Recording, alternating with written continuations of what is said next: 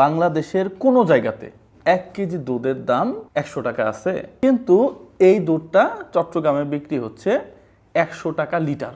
আচ্ছা, আমার বাসায়, এটা আমি নামটা দেখাইলাম না, হ্যাঁ নিস না, এটা আমার বাসায় দুধ দিয়ে যায়, এটা 1 লিটার কত আনি 85 টাকা বাসায় এসে দিয়ে যায়, আর আমি এই দুধটা ওর দোকান থেকে গিয়ে কিনে নিয়ে আসি 100 টাকা করে।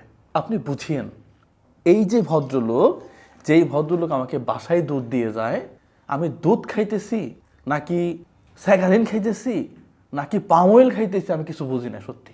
একই জায়গাতে এই যে 100 টাকা করে এ সুযোগ নিচ্ছে, এও জানে যে এখানে ঝামেলা আছে। এ কিন্তু 60 টাকা করে কেজি কিনে 1 কেজি দুধে সে 40 টাকা লাভ করে। আর এ ওই যে 2 নাম্বারই কইরা ঝামেলা কইরা, হ্যাঁ, কোয়ালিটি মেনটেন না কইরা একে বাড়ায় দিল।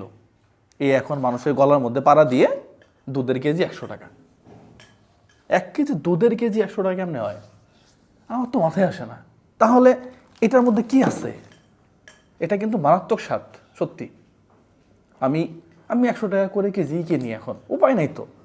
আমার কাছে এটা রিয়েল মনে হয়, যদিও সে গলায় পাড়া দিচ্ছে, বাট সে রিয়েল। সুযোগ করে দিচ্ছে আমরাই।